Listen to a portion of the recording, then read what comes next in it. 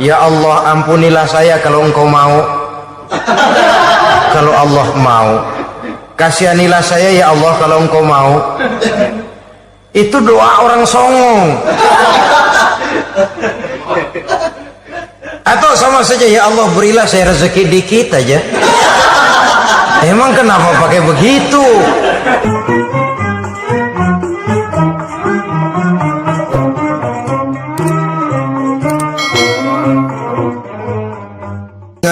Rezeki lu segini aja deh, lu jadi rajin sholat. Kalau rezeki lu melebihan jadi orang kaya dikit, nanti ngelihat masjid minggir.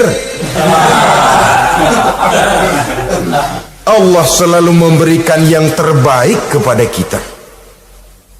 Saudara-saudara kaum muslimin, adapun iblis dan setan sudah menyadari betul bahwa iblis dan setan tempatnya di akhirat nanti jelas neraka. Itu mereka sudah sadari betul. Maka yang mereka kepengen sekarang bagaimana mencari teman sebanyak-banyaknya untuk menemani mereka di neraka nanti. Nah inilah yang menyebabkan mereka berjibaku betul. Bahkan ada satu riwayat itu, ada waktu-waktu tertentu di mana para setan ini laporan kepada iblis. Kalau ada yang laporan gagal, bukan main marahnya si iblis ini selaku komandan. Kata setan, Pak, saya gagal menggoda si fulan karena imannya kuat. Goblok kamu.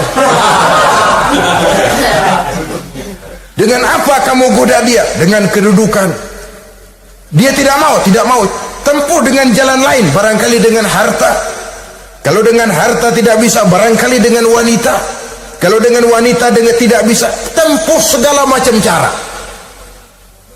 Dan mereka yang laporannya enak, artinya berhasil menggoda banyak orang-orang beriman, itu konditonya naik. Bahkan mendapat semacam piagam penghargaan sebagai kadar militan daripada iblis. Nah, mereka berusaha dengan segala macam cara mengumpulkan teman sebanyak-banyaknya. Kalau mereka sendiri sudah tahu, pasti sadar nasib saya di akhirat nanti pasti masuk neraka, diazab dan disiksa oleh Allah. Cuma saya begini ini lantaran ulahnya Nabi Adam dulu. Maka anak-anak cucu Nabi Adam harus menjadi teman-teman saya sebanyak-banyaknya guna menemani saya di dalam neraka. Oleh karena itu, pada kesempatan pertemuan saat ini kita akan membicarakan siapa sih teman-teman setan itu. Diriwayatkan dari Wahab bin Munabbih bahwa pada satu hari iblis diperintahkan oleh Allah untuk datang kepada baginda Rasulullah sallallahu alaihi wasallam dan menjawab segala pertanyaan yang diajukan oleh baginda Nabi. Datang iblis dalam bentuk orang tua pakai tongkat. Jadi iblis itu bisa malih warna. Dia termasuk jenis makhluk halus toh, seperti halnya jin dan malaikat. Itu bisa malih warna sesuai dengan yang mereka kehendaki. Ketika datang, baginda Nabi bertanya, "Man anta?" Siapa kamu? Dia jawab, "Ana iblis." Saya iblis. Jujur. "Limadza ji'ta?" Mau apa kamu datang kemari? Kata baginda Nabi. Dijawab oleh iblis, "Innallaha amaroni an atika wa ujibaka an kulli ma sa'altani." Allah memerintahkan saya untuk datang kepadamu dan menjawab segala pertanyaan yang engkau ajukan kepada saya. Nah, atas pernyataan ini baginda Rasul kemudian bertanya dengan dua pertanyaan. Pertanyaan pertama, iblis, "Kam ikhwanuka min ummati?" Ada berapa sih teman-temanmu dari golongan umatku? Dari golongan umatku, umat Islam ini, bukan orang lain. Kalau orang kafir sih sudah jelas, itu memang CS-nya iblis. Tapi dari umatku, siapa saja yang jadi teman-teman kamu iblis? Menjadi antekmu, menjadi alatmu sejak dari dunia sampai ke neraka nanti. Atas pertanyaan ini iblis menjawab, teman-teman saya dari golongan umatmu ya Muhammad, asyarun, ada 10 orang. Ada 10 orang yang merupakan teman-teman iblis dari dunia sampai ke neraka. Siapa mereka? Pertama kata iblis, teman saya hakimun jair, hakim yang curang, hakim yang tidak adil. Ini bisa dimaklumi. Kenapa? Karena hakim diharapkan adalah produk keadilan. Sehingga orang mengatakan seorang hakim adalah seorang yang meletakkan sebelah kakinya di surga dan sebelah lagi di neraka. Kalau adil dia menghukum, kaki sebelah kanan yang akan menentukannya ke surga. Kalau licik dia menghukum, kaki sebelah kiri yang akan menjerumuskan dia ke dalam neraka. Saudara-saudara kaum muslimin rahimakumullah, sesungguhnya dalam kehidupan kurangnya sandang pangan bukan satunya sebab yang membuat orang menderita. Tidak teraturnya perumahan, kurangnya lapangan kerja bukan satu-satunya yang menyebabkan rakyat menderita.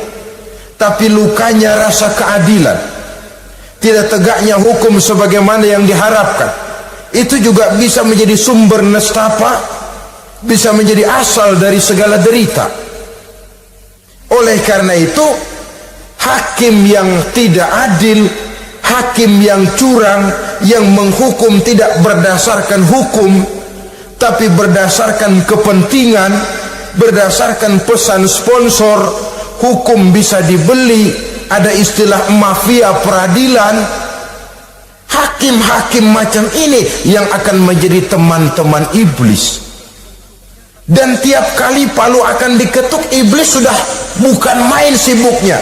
Kekuasaan di tanganmu, hijau katamu, hijau yang akan berlaku, merah kau ketok, merah yang akan jadi keputusan. Orang lain tidak tahu ini kesempatan untuk jadi kaya, ini kesempatan untuk naik pangkat. Manipulir hukum tidak ada yang tahu karena orang banyak yang awam dengan hukum.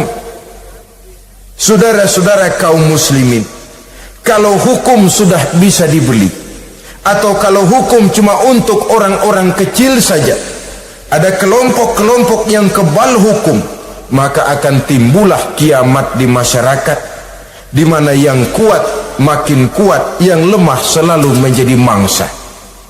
Oleh karenanya, hakim yang serong, hakim yang durjana merupakan teman-teman setan, merupakan teman-teman iblis dari dunia sampai ke neraka nanti. Ini yang pertama. Oleh karenanya, pada dasarnya setiap kita adalah hakim untuk keluarga. Dalam pergaulan hendaklah adil di dalam memutuskan segala sesuatu. Lebih-lebih hakim yang memang menjadi pengayom masyarakat. Bukankah lambang para hakim digambarkan dalam bentuk neraca yang berimbang, tidak berat ke kiri, tidak juga berat ke kanan, dalam arti objektif memberikan keputusan sesuai dengan hukum, sehingga masyarakat terlindungi. Maka hakim yang adil merupakan musuh utama daripada iblis dan setan. Mereka akan sibuk sekali kalau seorang hakim sudah berketetapan untuk melahirkan keputusan hukum yang seadil-adilnya. Ini yang pertama, teman setan adalah hakim yang nyeleweng, yang tidak adil. Yang kedua, teman saya, kata iblis, ghaniyun mutakabbir, orang kaya yang sombong. Orang kaya sombong itu teman setan. Orang miskin sombong itu lebih teman lagi tuh. Sebab ini sudah kelewatan. Kalau orang kaya sombong barangkali masih lumayan lah, memang kaya.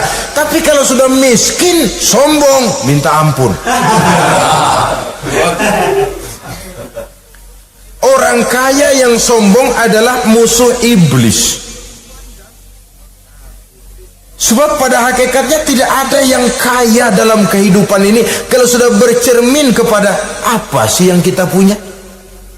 Nabi Sulaiman karena merasa menguasai antara masyrik dan maghrib, satu hari pernah mohon izin kepada Allah, ya Allah, saya mohon izin kepadamu untuk memberikan makan kepada seluruh makhluk-makhlukmu sekedar satu hari saja. Baik, satu hari Nabi Sulaiman mau menjamin menanggung makannya semua makhluk karena merasa kaya. Baik, kata Allah. Lalu sibuklah Nabi Sulaiman mengadakan persiapan. Seluruh bala tentaranya, jin, binatang dikumpulkan, mengumpulkan makanan yang sebanyak-banyaknya, diatur di satu lapangan yang sangat luas. Sebab ini yang mau makan tentu tidak sedikit. Nah, sudah selesai persiapan, kata Allah, sudah selesai Sulaiman? Sudah, ya Allah. Nah, aku mulai dari makhlukku yang paling di bawah, ikan.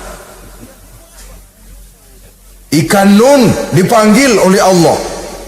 Rezekimu hari ini mau ditanggung Sulaiman. Naik, makan. Naik ikan ini. Sekali makan seluruh persiapan habis. Goleng kepala Nabi Sulaiman, beliau sadar lalu sujud, maha kaya engkau ya Allah. Boro-boro nanggung makanan semua makhluk hidup sehari, ikan satu nggak keurusan. Ini baru sekali makan, bagaimana nambahnya? Jadi apa sih yang kita anggap kaya ini? Maka orang kaya yang sombong pada hakikatnya kacang yang lupa akan kulitnya. Tidak ada yang kita bawa pada saat kita terlahir ke alam ini, sebagaimana juga tidak ada yang kita bawa pada saat kita meninggalkan alam ini. Harta kita akan pindah nama. Sebab itu yang perlu kita jaga pada hakikatnya tidak lain nilai-nilai iman, sebab ini yang akan kita bawa. Cuma ironinya, karena iman itu abstrak, bukan benda, orang yang kehilangan iman tidak pernah ribut. Sebaliknya, karena harta itu materi, benda konkret, orang yang kehilangan harta cepat merasa, cepat ribut. Motor hilang, ribut. Kenapa? Motor itu benda, kelihatan. Duit hilang, ribut. Televisi hilang, ribut. Kenapa? Benda. Tapi kalau iman yang hilang, wah kelihatannya tenang-tenang saja, Pak.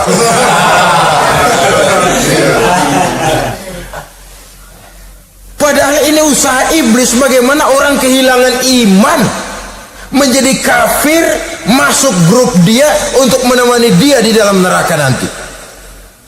Dia gelincirkan iman kita, dan kita sering tanpa terasa telah mengalami pergeseran nilai-nilai iman, kalau tidak tergusur sama sekali.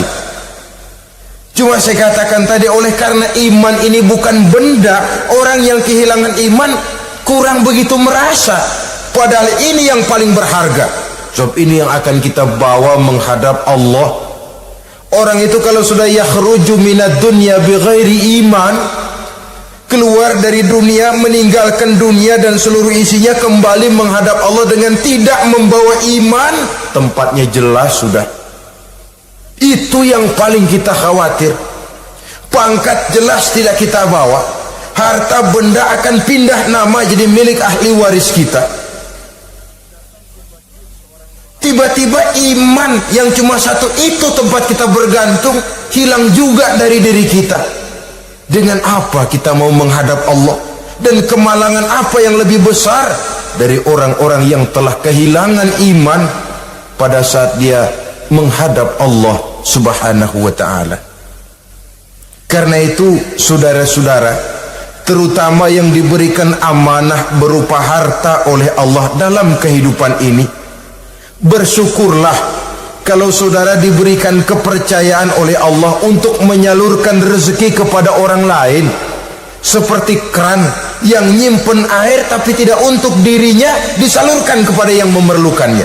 Rezeki dia cuma lewat tangan saya, rezeki dia cuma lewat tangan saya. Berbahagialah orang kalau dipercayai Allah untuk menyalurkan rezeki kepada orang lain. Artinya agen yang ditunjuk jadi agen Allah, kok nggak bangga? Kalau sudah kemari cara berpikir, insya Allah rasa bakhil bin pelit alias medit bin koret.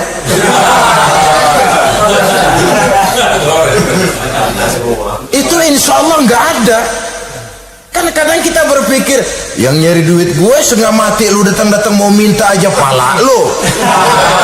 Kan itu toh kadang-kadang cara kita berpikir. Ya boleh jadi lalu terasa berat. Tapi kalau kembali kepada kesadaran, barangkali alhamdulillah rezeki dia cuma lewat tangan saya. Kalau saya nggak ngasih dia, barangkali nggak semudah ini saya dapat rezeki. Allah mudahkan rezeki saya karena saya sering membantu orang-orang yang memang memerlukannya. Andai kata saya nggak membantu mereka, belum tentu rezeki selancar ini. Tidak lalu enak aja, peras keringat gua banting tulang, pergi pagi pulang sore, lu datang-datang nada aja. Berbahagialah orang jikalau sekali lagi dia dijadikan agen oleh Allah untuk menyalurkan rezeki kepada mereka yang memang memerlukannya. Kalau tidak ke arah itu kita berpikir, yang timbul bakhil. Bakhil lalu bermegah-megah dengan hartanya, timbul kesombongan. Senang lihat orang susah, lalu dia sendiri dengan hartanya cuma to show only, pameran. Lewat di kampung senang kalau orang melotot lihat mobilnya yang serba mengkilap, sepatunya yang serba mahal. Senang kalau wah, semua gaya hidupnya serba jet set. Wah, wah, wah. Senang betul kalau melihat orang sudah serba bengong lihat keadaan dia. Timbul takaburnya, sombongnya, ngenyek kepada yang lain. Maka orang kaya yang sombong teman iblis, teman setan. Setan senang betul. Sebaliknya secara praktis, orang kaya yang rendah hati adalah musuh iblis. Saudara-saudara kaum muslimin rahimakumullah, lain memang kalau kita diberikan ilmu di akhirat nanti, pertanyaan cuma satu, ilmumu kau amalkan untuk apa? Kalau kita diberikan umur panjang, pertanyaan akhirat satu saja, umurmu kau habiskan di mana? Tapi kalau sudah harta diberikan kepada kita, pertanyaan akhirat dua, min aina iktasabahu wa fima anfaqahu. Hartamu kau dapat dari mana, kau belanjakan kemana? Depan belakang ditanya. Yang ketiga, teman iblis itu tajirun khain, pedagang yang berkhianat, baik kepada sesama teman pedagangnya karena ingin lebih maju dari yang lain. Terjadi persaingan yang tidak sehat di berbagai bidang bisnis, ataupun kepada para pembelinya dengan mengatakan barang yang baik adalah barang yang tidak baik menjadi baik. Sebab pada dasarnya apabila kaum pengusaha sudah berkhianat, akan timbul kegoncangan ekonomi. Dan kegoncangan ekonomi dampaknya adalah melahirkan kelas-kelas kemiskinan. Kemiskinan merupakan satu perangkap iblis. Biasanya orang kalau udah melarat udah dekat banget sama kafir. Kalau tidak dilatar belakangi oleh nilai iman yang kuat, udah melarat udah dekat benar dah sama kafir. Apalagi iblis ini menggodanya, pandai dia. Kepada orang miskin dia datang dengan bujukan materi. Kepada yang cukup hartanya dia datang dengan bisikan lain. Pendeknya, iblis dan setan itu kalau ibarat tukang joget, dia ngerti betul irama kendang.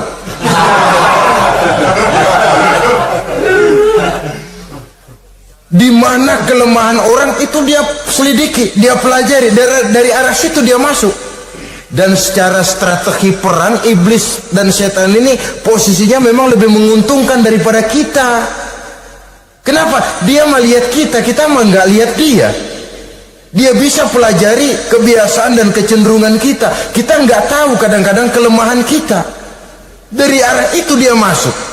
Posisi dan strateginya lebih menguntungkan daripada kita. Saudara-saudara kaum muslimin rahimakumullah, bila ekonomi sudah goncang, terjadi penimbunan barang, terjadi spekulasi harga, timbullah kegoncangan sosial. Dan dikala itu setan dan iblis pesta. Dia merasa perangkapnya berhasil. Persaingan-persaingan yang tidak jujur, yang pada dasarnya akhirnya bukan cuma merusak sistem ekonomi, tapi juga mempengaruhi hasil kerjaan. Dalam tender-tender usaha-usaha besar misalnya, oleh karena mengajar supaya dia yang mendapat proyek, dia tidak segan sogok sini, suap sana, semir sana, usap sini. Tinggal untungnya sedikit dan dia harus dapat untung besar. Akhirnya apa? Proyek yang dikerjakan cuma asal sekedar jadi. Tidak seperti standar yang ditetapkan lagi. Juga tidak merupakan kesalahan yang sepenuhnya harus dibebankan kepada dia. Kesalahan yang merupakan siklus, mata rantai, sudah lingkaran setan. Itulah sebabnya sering saya ungkapkan, kalau manusia sudah jadi teman setan, lebih buas daripada bajing. Karena bajing cuma makan kelapa, tapi bajingan udah apa saja dimakan. Sudah jadi teman-teman iblis, tidak ngerti halal haram, hak dan batil. Ini kepentingan pribadi apa kepentingan orang banyak, yang penting sikat saja.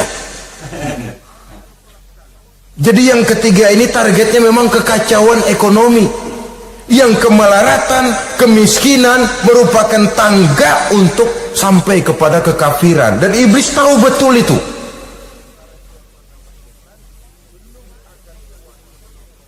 Lain misalnya contoh yang diberikan oleh Rasul. Rasul kan pernah dagang di kala remaja itu, membawa dagangannya Siti Khadijah, kain. Beliau dagang kain. Berapa kain ini?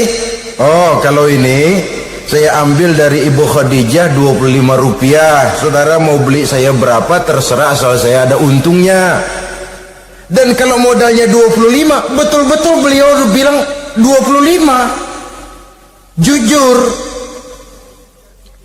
Kita kan enggak, udah bohong campur sumpah lagi.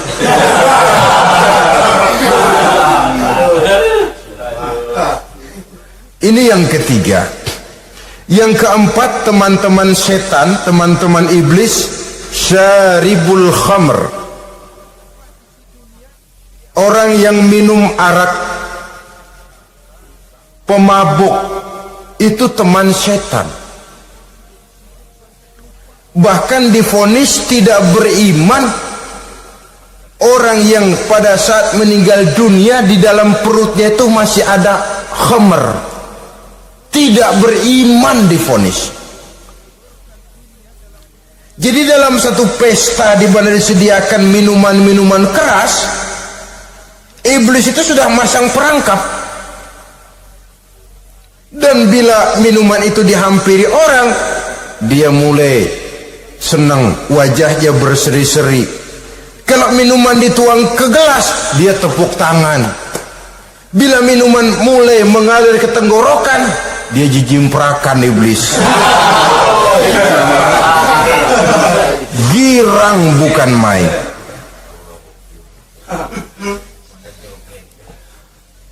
Saudara-saudara kaum muslimin rahimakumullah, kenapa pemabuk merupakan teman setan? Karena dalam keadaan mabuk orang kehilangan daya kontrol. Perbuatannya nyaris dia terkontrol lagi. Tidak ada rahasia, tidak ada harga diri, tidak ada sifat memelihara, dan itu ciri-ciri daripada iblis.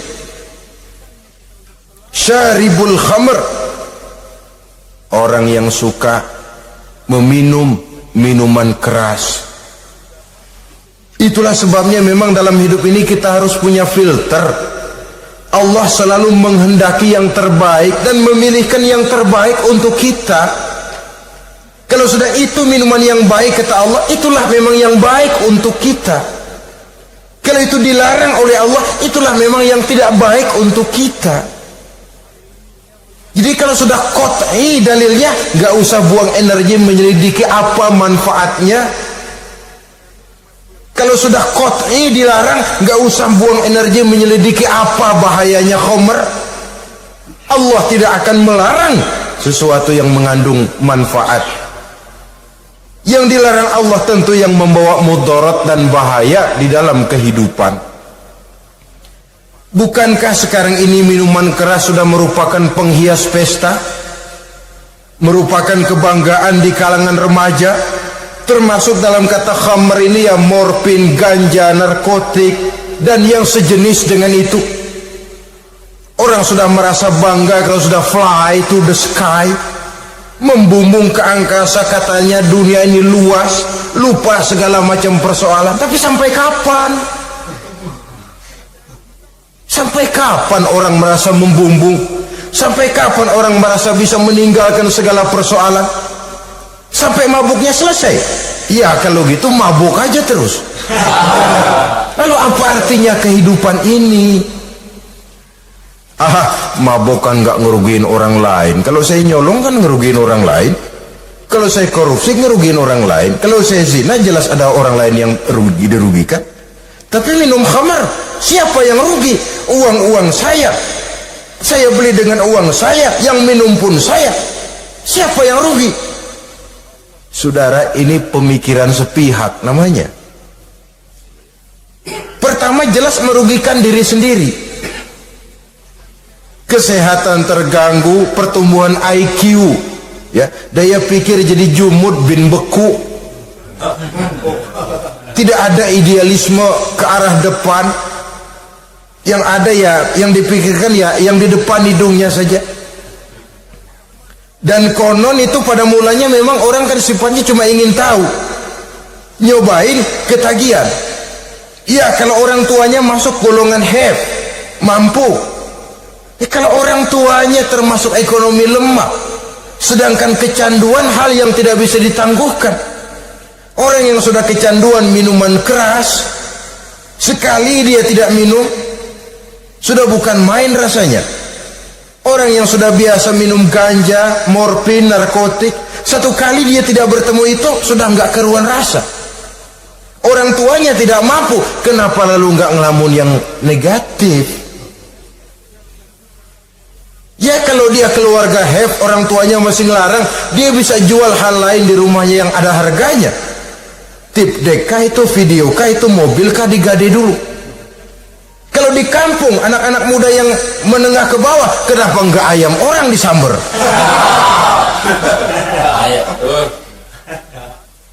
Terjadilah perbuatan negatif yang akhirnya merembet kepada merugikan orang lain. Hakikatnya zahirnya memang pada mulanya hanya merugikan diri sendiri, tapi lambat laun akan merembet juga kepada merugikan orang lain.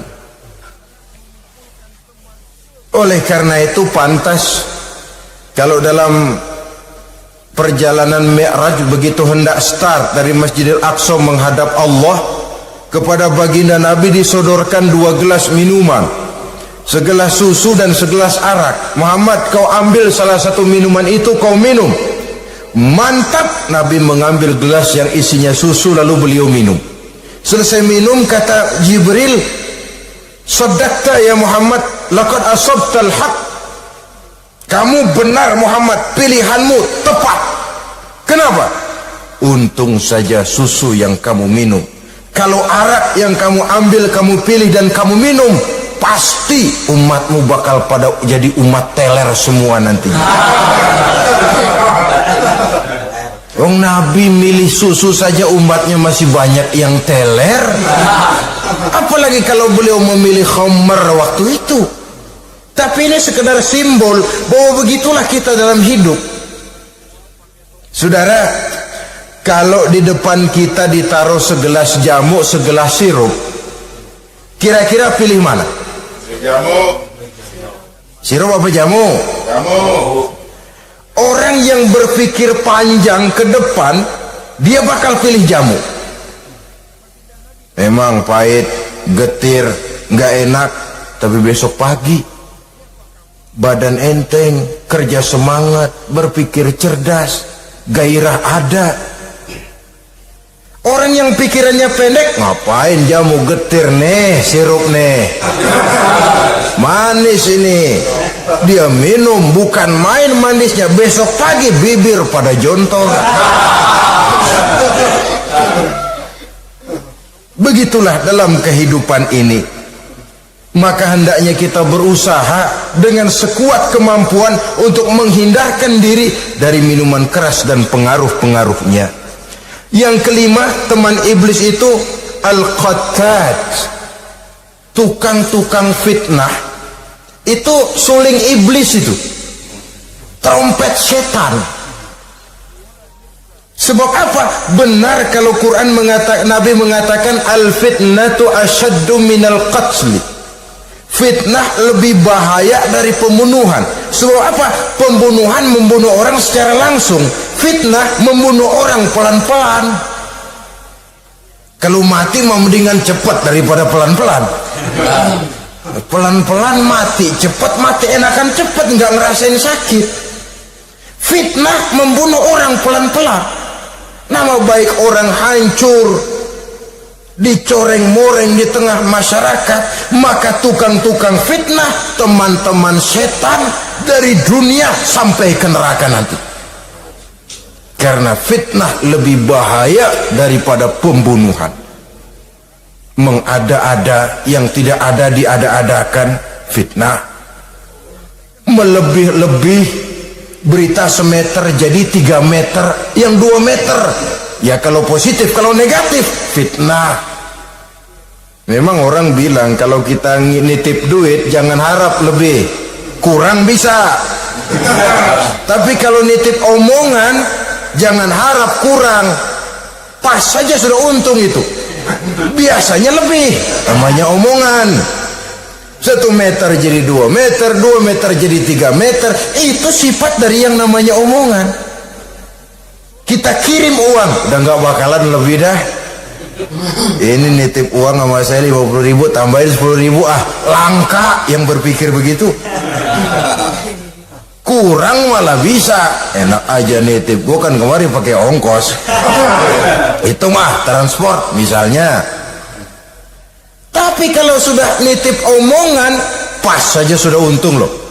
Biasanya malah lebih. Fitnah pernah melanda Nabi Zakaria. Fitnah pernah melanda Habil dan Qabil. Fitnah pernah melanda Nabi Ibrahim. Fitnah bahkan pernah melanda kehidupan baginda Rasulullah sallallahu alaihi wasallam. Dalam peristiwa yang lazim kita kenal dengan hadisul ifki, bagaimana gosip pun sempat mengguncang rumah tangga kehidupan baginda Nabi.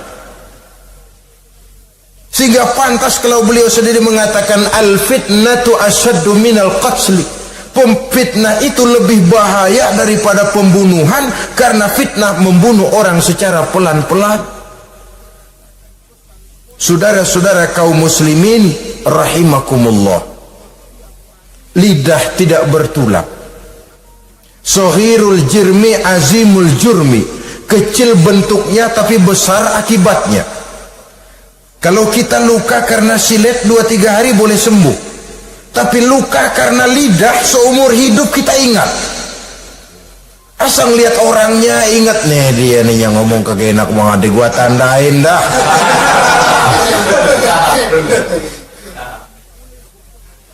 Itulah sebabnya pepatah bilang salamatul insan fi hifzil lisan. Orang akan selamat jikalau dia pandai menjaga lidahnya. Saudara-saudara kaum muslimin, yang keenam, teman setan sahibur riya, orang yang riya, beramal cuma to show only, supaya ingin dipuji orang, ingin dilihat orang, riya namanya. Tidak ada ikhlas. Sebab kata Imam Ghazali, an-nasu kulluhum niyamun illal alimun wal alimuna, an-nasu kulluhum mauta illal alimun wal alimuna niyamun illal amilun wal amiluna mughtarruna illal mukhlisun. Manusia itu pada hakikatnya mati kecuali orang alim. Orang alim sekalipun hidup hakikatnya adalah tidur, kecuali orang yang mengamalkan ilmunya. Dan orang yang mengamalkan ilmunya banyak yang tertipu kecuali orang yang ikhlas. Tepat ini fatwa Imam Ghazali. Manusia hakikatnya tidur kecuali orang yang alim. Orang yang alim walaupun hidup tapi tidur, hidup tidur, ya nggak bisa berbuat banyak kecuali orang yang mengamalkan ilmunya. Dan orang yang mengamalkan ilmunya banyak yang tertipu kecuali yang ikhlas. Jadi kalau amal itu adalah jasad, ikhlas itu adalah ruh. Amal tanpa ikhlas patung. Patung tidak bisa berkembang, tidak bisa berbuat banyak, namanya patung. Itu amal tanpa ikhlas. Ini termasuk penyakit batin toh, ikhlas, riya, ujub, sum'ah, penyakit kepengen didengar orang, penyakit kepengen dilihat orang. Wah, kalau sembayangnya dilihat orang mantap betul, kayak besok mau mati. Tapi kalau sudah sembahyang nggak dilihat orang, wah kilat khusus, cepat bukan main. Riya. Ini yang menghancurkan amal ini nggak terasa. Sifat kita sendiri. Riya ini menggeragoti amal sebagaimana api menggeragoti kayu bakar. Yang ketujuh, teman setan akilu malil yatim, orang yang memakan harta anak yatim. Itu setan senang betul itu. Dia bisikkan, nah, kau kan ngurus anak yatim, kau sudah menanamkan budi kepada mereka, jadi wajar kalau kau ambil bagian. Mula-mula memang dalam batas yang wajar, makin lama malah berebut sama yatimnya.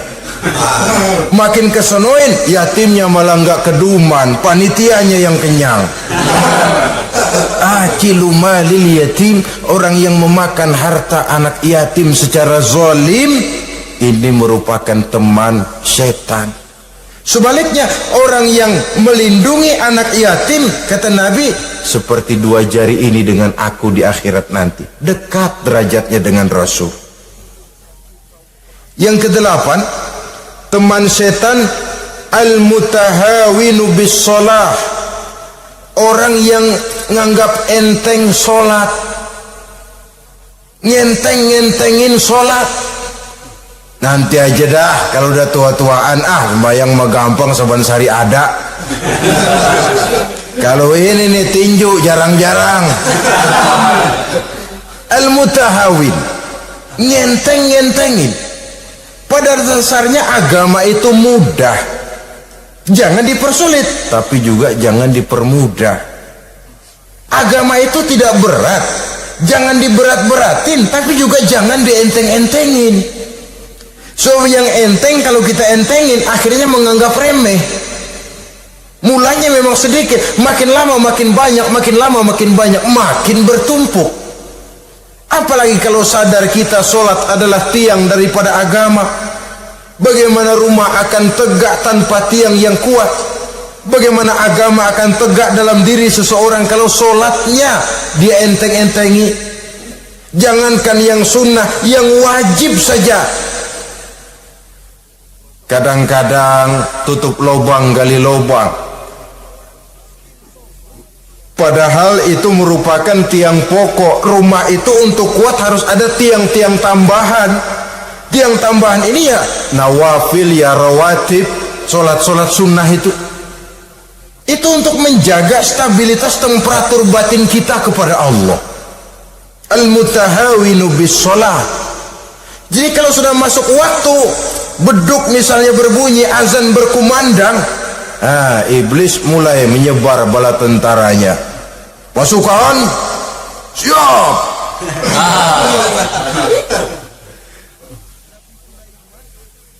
Kama yang dagang dia bisikin, sedang enaknya lo dagang, pembeli lagi banyak-banyak, sembahyang mah ada besok. Sama yang kerja, jangan ditinggal ini kerjaan, tanggung, sembahyang masih ada besok. Saudara-saudara kaum muslimin rahimakumullah, andai kata kita berhasil, kita tinggalkan kesibukan, lalu kita pergi sholat, apa iblis diam? Setan tenang? Tidak, masih dia bisiki kita. Iya, kalau mau sembahyang ya sembahyang, cuma buruan udah. Nah, yang mau belanja, yang menunggu, bukan main. Sampai rukuk kita tidak sempurna, bacaan kita semrawut, sujud kita tidak lengkap, sholat juga, tapi disitulah masuk iblis. Atau kalau itu kita berhasil cegah, rukuk tertib, ada tumakninah, sujud bagus, iblis masuk lagi. Wah, memang sembahyang kamu mantap, orang lain gak ada yang sembahyang kayak kamu. Yang timbul apa? Ujub, sombong kepada diri sendiri. Begitu rapi sembahyang, lo ya pada kagak sembahyang, apaan lo? Gua nih. Itu sudah perangkap iblis. Jadi lewat segala macam cara dan jalan, kepada yang ibadahnya bagus ditanamkan rasa ujub,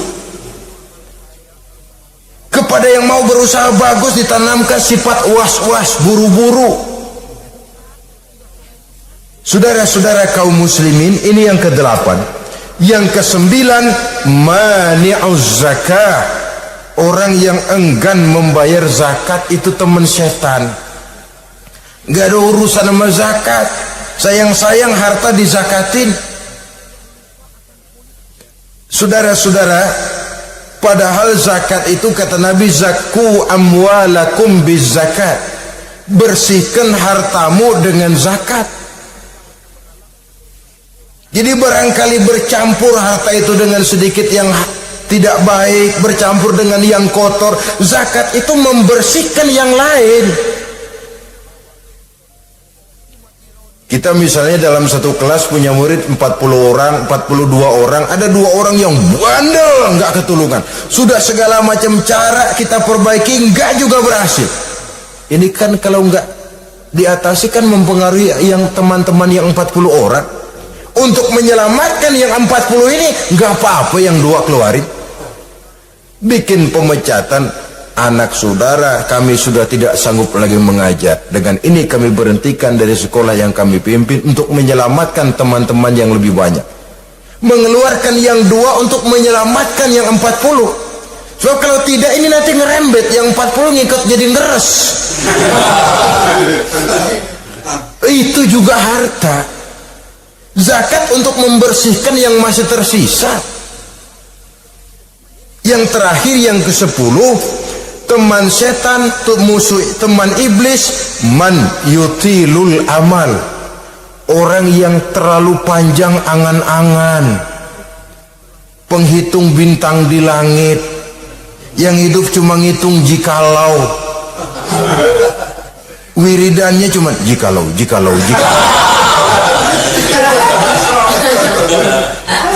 Tidak pernah mau berbuat, cuma angan-angan kelewat panjang. Yang ngelamun kan nggak ada sekolahan, ya siapa juga bisa ngelamun. Orang bukan tidak boleh bercita-cita, bahkan cita-cita yang mendorong kita untuk bergairah dalam kehidupan. Tapi kalau cita-cita tanpa langkah konkret, yang penting kan punya kemauan, lebihnya tawakal, nggak cukup. Pernah datang ke masjid seorang sahabat. Begitu sampai dia turun dari onta, langsung menghadap baginda Nabi. Nabi tanya, ontamu udah diikat belum? Belum ya Rasul. Kenapa? Saya tawakal kepada Allah. Tuh orang diomelin sama Nabi. Ikat dulu, habis gitu baru tawakal. Betul toh. Ikat dulu tuh onta, lebihnya baru tawakal. Kalau udah diikat masih lari juga, itu tawakal. Lah belum diikat udah tawakal. Orang yang terlalu panjang angan-angan, yang akhirnya kalau tidak merusak cara berpikirnya, akan mendorong dia kepada perbuatan yang negatif untuk mewujudkan angan-angannya itu. Macam misalnya ya, pakaian kepengen bagus, harta mau banyak, usaha ogah, kerja capek sedikit tidak mau, kepengen seperti orang-orang, lalu ngelamun. Kalau tidak jadi gila, yang merusak perbuatannya. Kan berapa banyak orang yang kepengen kaya gagal lalu jadi sableng. Kertas koran ditumpukin, dikantongin, dia kira gepokan duit. Hawanya duit udah banyak aja. Tulul amal, terlalu panjang angan-angan. Nah, saudara-saudara, kalau kita sudah tahu itulah teman-teman setan, teman-teman iblis, mari kita berusaha jangan termasuk salah satu di antara 10 orang yang menjadi teman-teman iblis ini. Lalu cara untuk mengatasinya bagaimana? Imam Al-Ghazali rahimahullah memberikan tuntunan. Pertama, untuk mengatasi perangkap setan, jangan sampai kita termasuk salah satu teman setan, zikrullah. Banyak ingat kepada Allah. Sebab Nabi bersabda, inna zikrallahi ta'ala fi janbi syaitan kal akillati fi janbi ibni Adam. Sesungguhnya zikrullah, zikir kepada Allah itu dapat menyakiti setan sebagaimana penyakit menyakiti lambung anak Adam. Jadi setan itu akan kurus kalau kita hantam pakai zikrullah. Setan tidak berdaya, lemah kalau kita hantam pakai zikrullah. Ingat Allah, selalu merasakan kehadiran Allah dekat dalam hidup. Itu senjata pertama. Dengan zikrullah, setan kurus. Kalau udah kurus, ya lemas, nggak berdaya ngadepin kita. Tapi kalau nafsu yang kita ikutin, kita umpanin tuh setan. Lah gemuk. Begitu gemuk, makin berleluasa dia ngutak-ngatik kita. Yang kedua, jangan mendekati tempat maksiat. Sebab man hama haulal hima yusiku ayyaqafi. Orang yang main di pinggir kali ditakutin kecebur di kali. Jangan mendekati tempat yang cenderung membawa kita ke tempat maksiat. Saudara-saudara, yang ketiga, mengosongkan perut. Dalam arti rajin puasa, puasa sunnah. Kata Nabi, inna syaitan yajri min ibni Adam majrad dam fadayyiku majariyahu bil ju'. Setan mengalir dalam diri manusia seperti mengalirnya darah. Maka persempit jalan setan dengan apa? Bil ju', dengan memperbanyak lapar. bukan memperturutkan syahwat. Pantas kalau Nabi bilang, saya adalah sekelompok orang yang tidak makan kecuali kalau kami lapar, dan kalau kami makan tidaklah sampai kekenyangan. Bukan enggak kenyang, tapi enggak kekenyangan. Yang terakhir kata Imam Ghazali, hendaknya kita selalu ingat bahwa tujuan iblis dan setan adalah menjerumuskan manusia, menyengsarakan manusia, supaya kita menjadi teman mereka di neraka nanti. Kalau ingat itu, insya Allah kita bisa mengerem diri. Nah, inilah saja yang dapat kita sampaikan pada pertemuan kali ini. Mudah-mudahan ada manfaatnya. Terima kasih dan mohon maaf. Usikum wa nafsi bitaqwallah. Wassalamualaikum warahmatullahi wabarakatuh. Assalamualaikum warahmatullahi wabarakatuh. Waalaikumsalam warahmatullahi wabarakatuh. Bismillahirrahmanirrahim. Alhamdulillahi rabbil alamin. Wassalatu wassalamu ala ashrafil anbiya'i wal mursalin Sayyidina wa maulana Muhammadin wa ala alihi wa ashabihil mujahidin at-tahirin, amma ba'du. Saudara-saudara kaum muslimin rahimakumullah, agama mengajarkan bahwa di dalam melaksanakan segala macam pekerjaan hendaklah dilaksanakan dengan penuh hati-hati dan perhitungan. Dikatakan dalam pepatah, fit ta'annis salamah wa fil ajalatin nadamah. Di dalam keberhati-hatian itu ada keselamatan, dan di dalam sikap tergesa-gesa, di dalam sikap terburu-buru biasanya mengandung penyesalan. Tetapi ada 5 perkara yang malah memang harus dikerjakan secara buru-buru. Apa yang 5 perkara itu? Pertama, mengubur jenazah. Tidak baik kalau jenazah itu disemayamkan sampai 2-3 hari di rumah. Dan yang lebih baik mengubur jenazah itu adalah di tempat di mana dia meninggal. Contohnya adalah baginda Nabi. Beliau kelahiran Mekah, beliau wafat di Madinah, maka di Madinah itulah beliau dimakamkan dan bukan di kota Mekah. Karena prinsipnya agama menginginkan kemudahan dan tidak menginginkan kesukaran. Hal kedua yang harus dikerjakan dengan segera ialah mengawinkan anak perempuan. Apabila kita mempunyai anak perempuan, sudah sampai usianya untuk memasuki ambang pintu pernikahan, dan dia sudah minta untuk dinikahkan, maka segeralah orang tua menikahkannya atau mengawinkannya. Sebab biasanya anak perempuan, apalagi di zaman sekarang, kalau tidak segera dikawinkan oleh orang tuanya, dikhawatirkan dia akan kawin sendiri. Dan itu tentu akhirnya akan merepotkan kedua orang tuanya. Hal ketiga yang harus dikerjakan dengan segera dan buru-buru ialah membayar hutang. Apabila kita sudah berhutang kepada seseorang dan sudah ada uang untuk membayarnya, bersegeralah untuk membayar.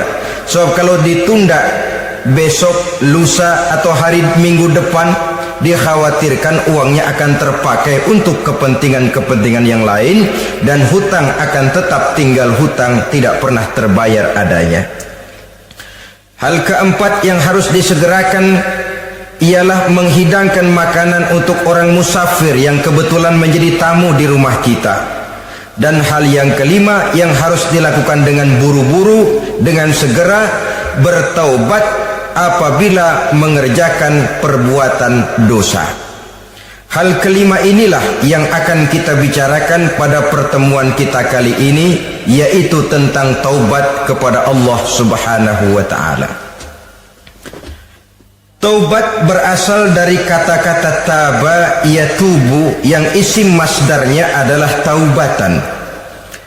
Artinya sama dengan roja'a yarji'u, ada ya'udu, pulang atau kembali. Bertobat maksudnya kembali dari yang dilarang oleh Allah. Kalau dalam perjalanan hidup ini kita suka menerjang larangan-larangan Allah, melaksanakan apa-apa yang dilarang olehnya, maka taubat artinya meninggalkan larangan-larangan itu dan kembali kepada apa yang diperintah oleh Allah Subhanahu wa taala. Kenapa taubat ini harus disegerakan?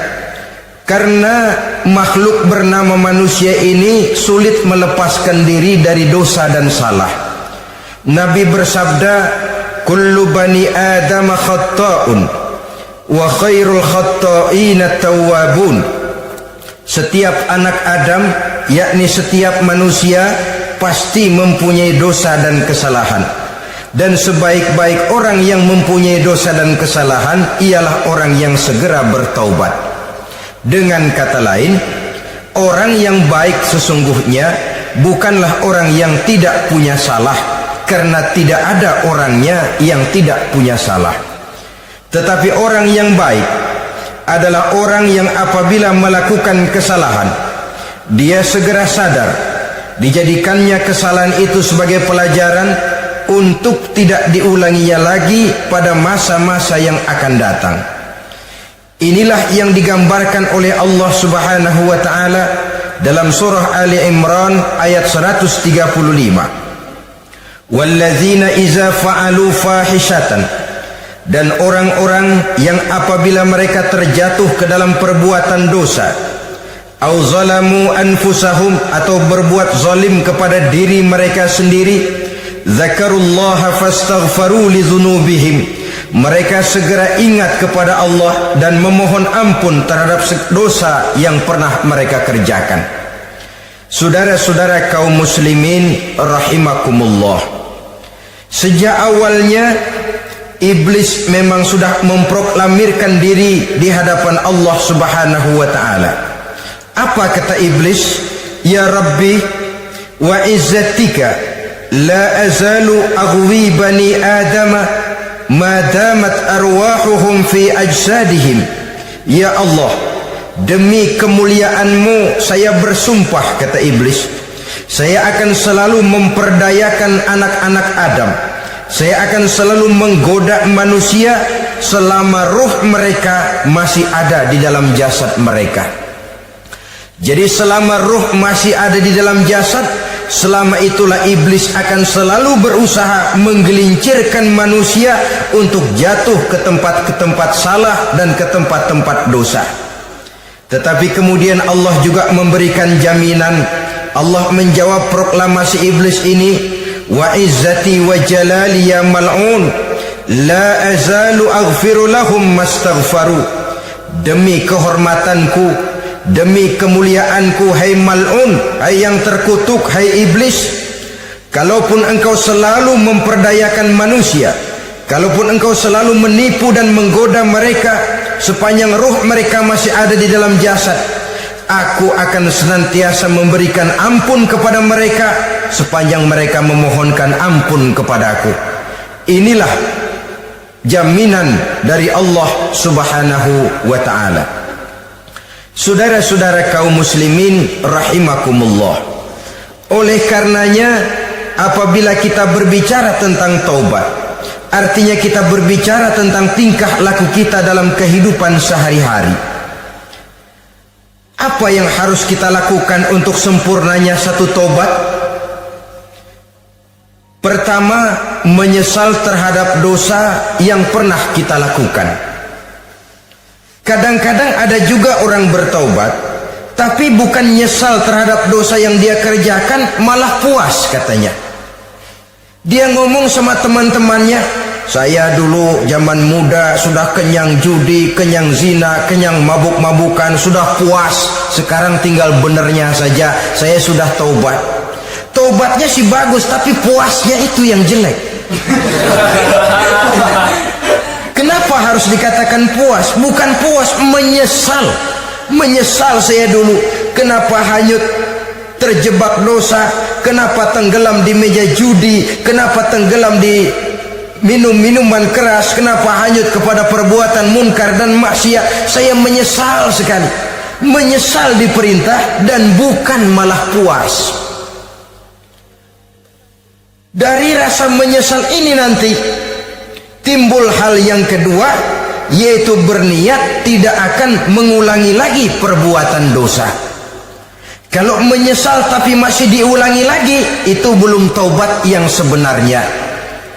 Saya kapok, menyesal, tidak mau minum minuman keras lagi. Besok tidak ada minuman keras, malah pusing, nyari kesana kemari. Itu belum taubat yang sebenarnya. Jadi setelah menyesal, berniat tidak akan mengulangi lagi perbuatan dosa itu.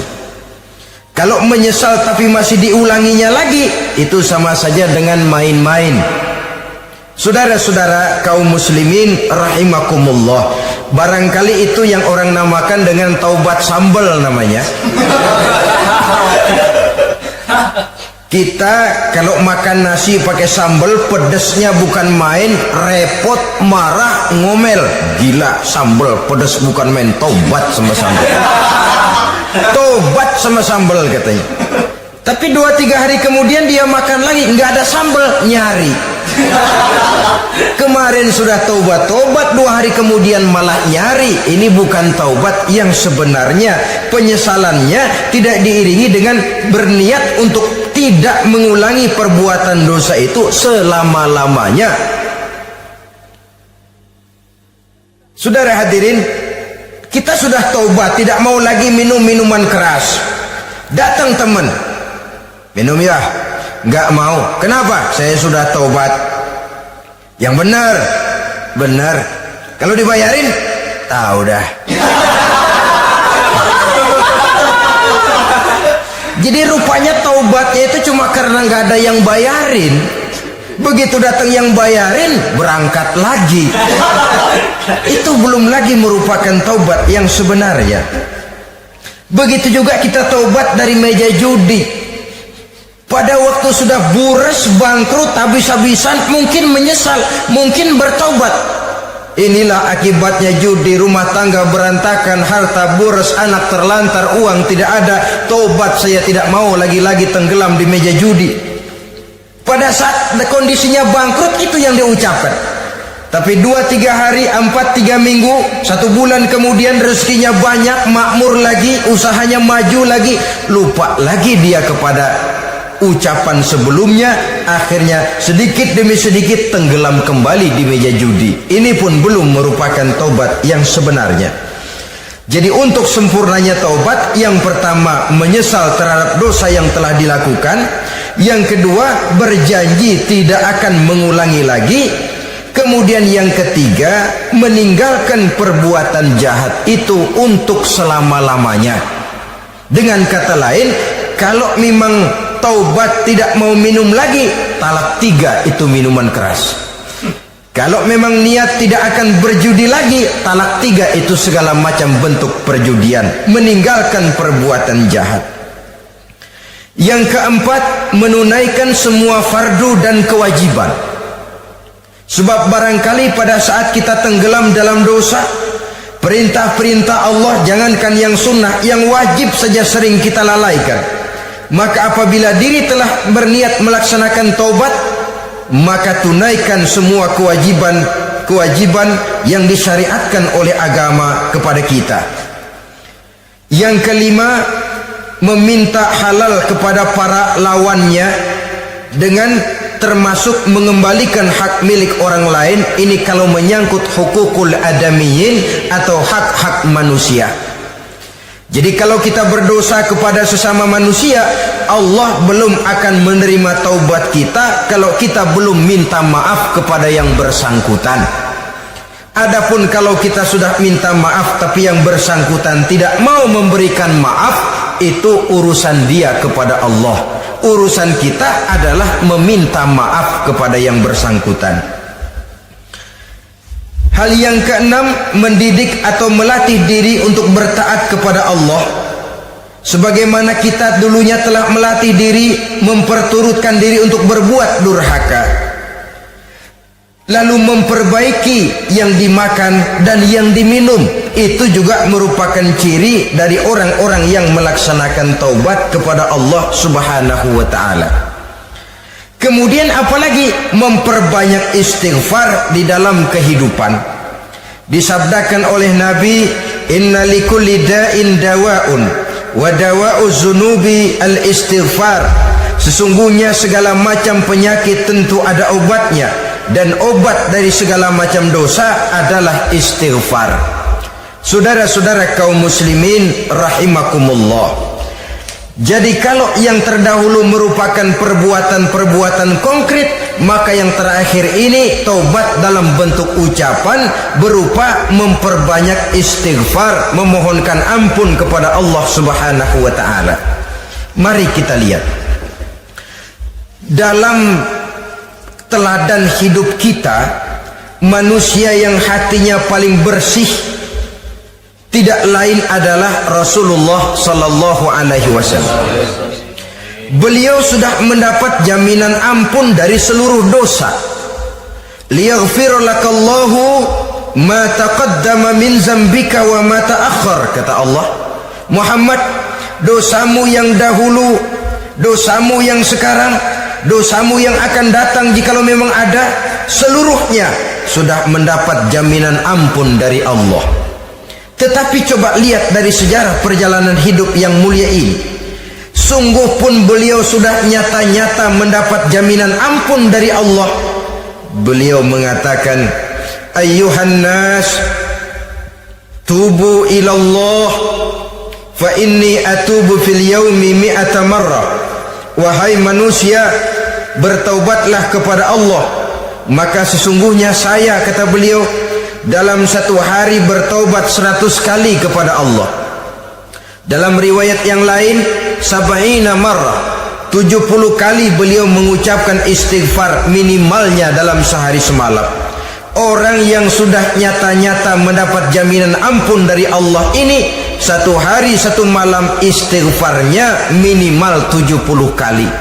Apatah lagi kita yang nyata-nyata belum mendapat jaminan ampun dari Allah. Di dalam satu hadis diriwayatkan bahwa iblis laknatullah alaih pernah berkata, ahlaktun nasa bizzunubi wal ma'asi. Aku rusak dan aku hancurkan kehidupan manusia dengan dosa dan dengan segala macam perbuatan maksiat. Iblis menghancurkan manusia dengan menanamkan kegemaran berbuat dosa dan menanamkan kesukaan untuk bergelimang dalam dunia maksiat.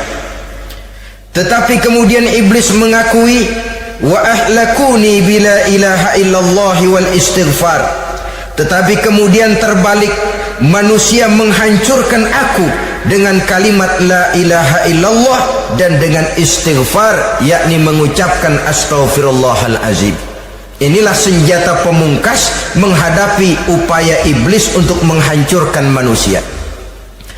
Kalau iblis menghancurkan manusia dengan perbuatan dosa, dengan menenggelamkan manusia ke dalam perbuatan-perbuatan maksiat, hendaknya kita sadar, pada saat kita terdorong untuk melakukan perbuatan dosa, kita lalu sadar inilah perangkap iblis untuk membinasakan saya.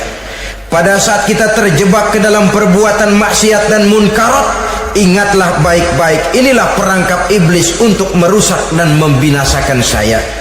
Maka hancurkan perangkap iblis, hancurkan tipu daya dan usaha iblis itu dengan apa? Dengan kalimat la ilaha illallah dan dengan memperbanyak istighfar. Falamma ra'aitu dzalik, ketika aku lihat hal itu, kata iblis, mereka hancurkan kita dengan dosa dan maksiat, dan kita hancurkan mereka dengan la ilaha illallah dan istighfar. Diamkah iblis? Puaskah iblis? Ternyata tidak. Apabila aku lihat usaha manusia itu, ahlaktuhum bil huda, ahlaktuhum bil hawa, wa hum yahsabuna annahum muhtadun. Apabila mereka hancurkan aku dengan la ilaha illallah dan istighfar, maka aku kembali menghancurkan mereka dengan mempergunakan hawa nafsu, sehingga mereka menyangka bahwa mereka adalah orang-orang yang mendapat petunjuk. Ditanamkan dalam diri kita perasaan bahwa kitalah orang yang paling benar, itu pun tipu daya iblis. Maka orang pintar itu baik, tapi merasa pintar itu jelek.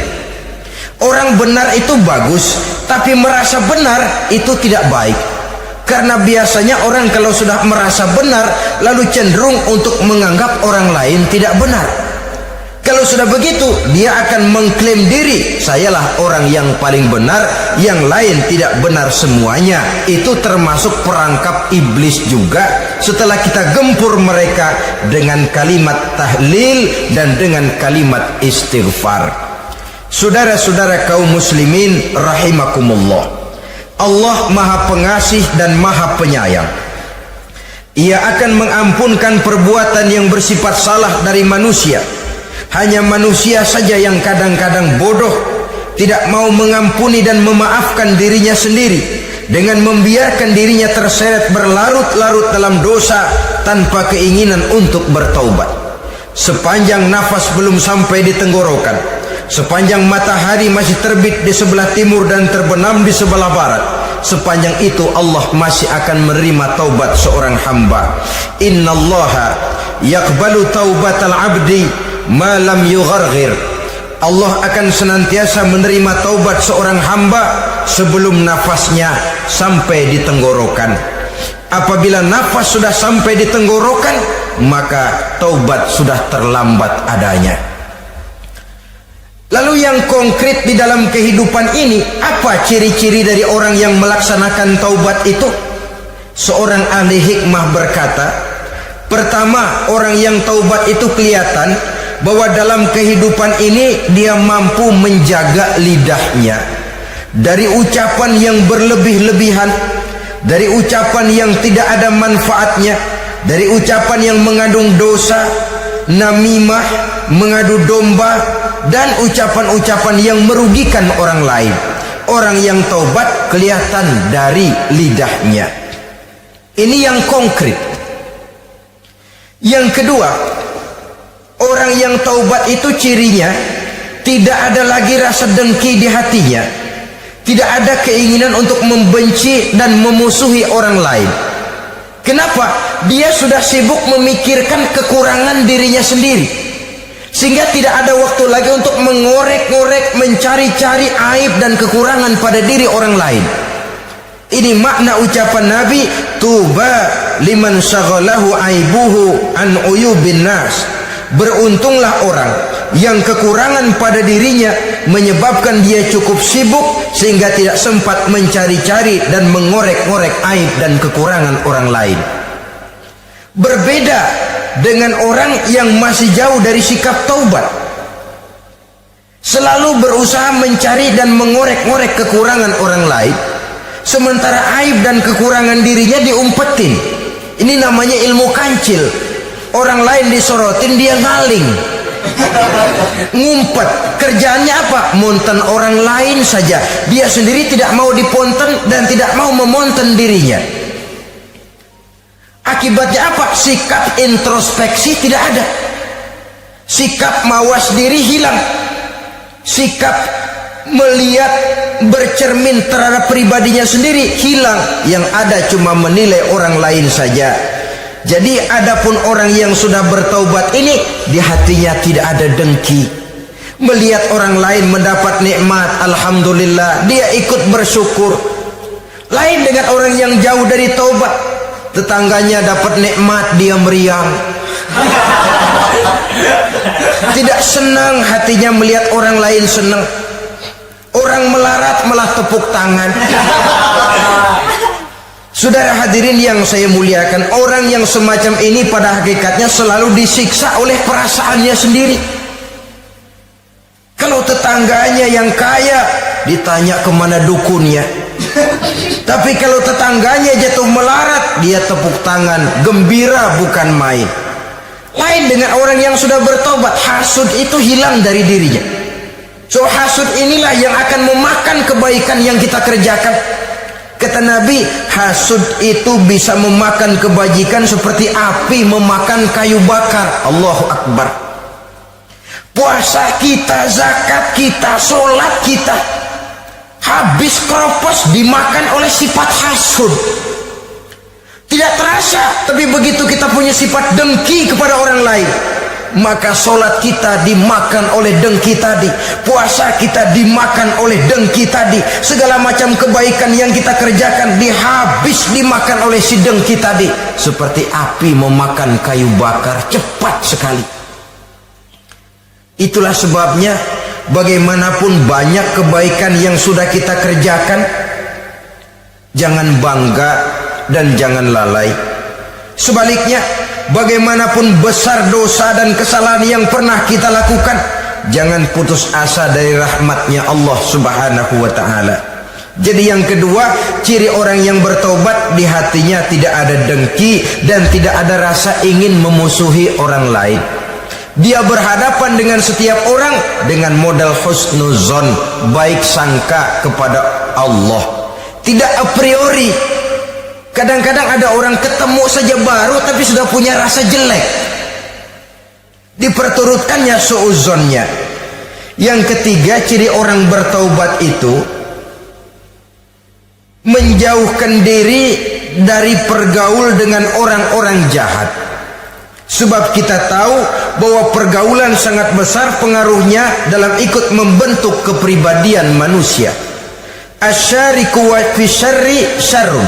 Bersekutu dengan kejahatan biasanya ikut jadi jahat.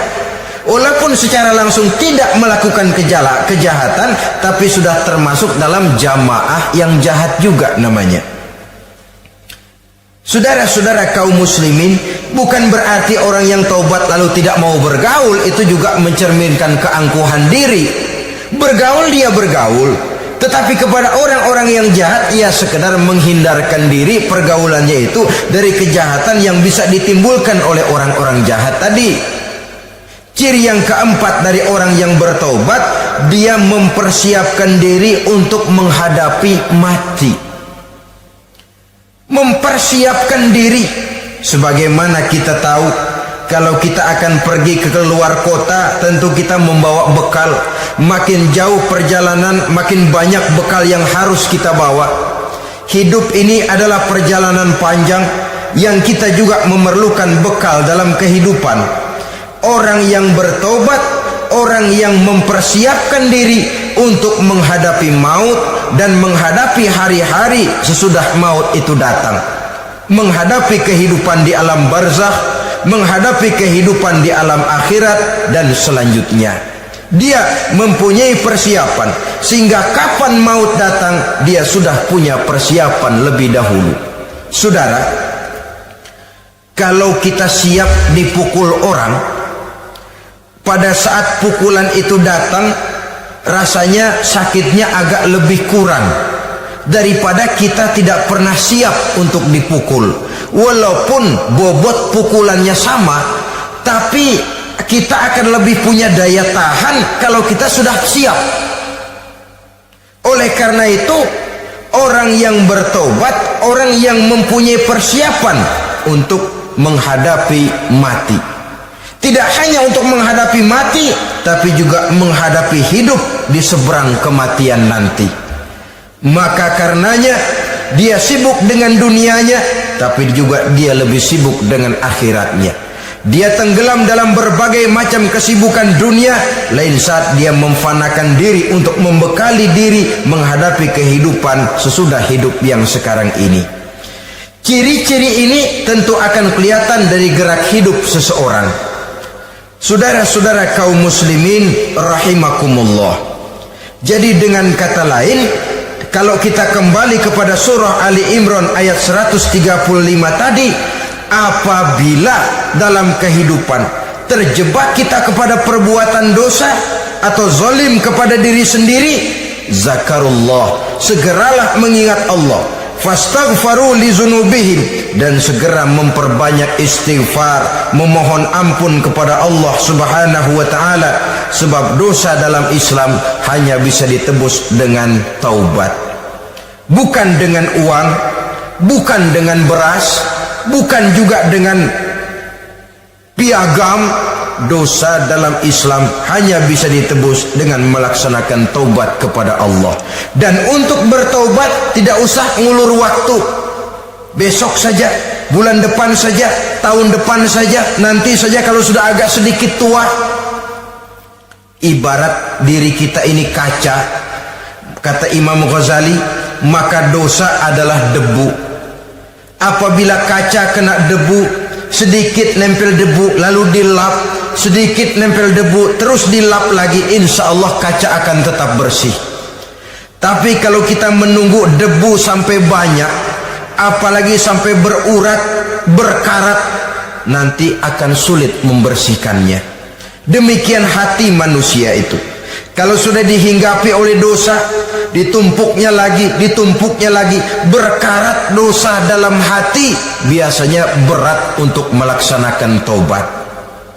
Untuk lebih meningkatkan pengertian kita tentang ciri dari orang-orang yang bertaubat, mari kita ikuti sebuah dialog yang pernah terjadi antara Rasul dengan para sahabat. Satu hari ketika sedang berkumpul dengan para sahabat, baginda Rasul bertanya, "Atadruna manit taib?" Saudara-saudara, tahu enggak saudara-saudara, siapa sebenarnya orang-orang yang bertaubat itu? Macam-macamlah jawaban para sahabat, tapi yang jelas akhirnya mereka berkata, "Allahu wa rasuluhu a'lam." Allah dan Rasulnya yang lebih tahu siapa sebenarnya orang yang bertaubat itu. Atas jawaban ini baginda Rasul lalu menegaskan, pertama, man taba wa lam yata'allamil ilma falaysa bitaibin. Siapa orang yang mengaku bertaubat kepada Allah lalu dia tidak mau mencari ilmu, tidak mau belajar, falaysa bitaibin, maka dia belum termasuk orang yang bertaubat. Jadi di sini jelas bahwa bukan hanya dari dosa kita bertaubat, juga bertaubat dari kebodohan. Dalam arti tidak membiarkan diri kita bodoh terus menerus. Dengan bahasa anak sekarang, bodoh tapi betah.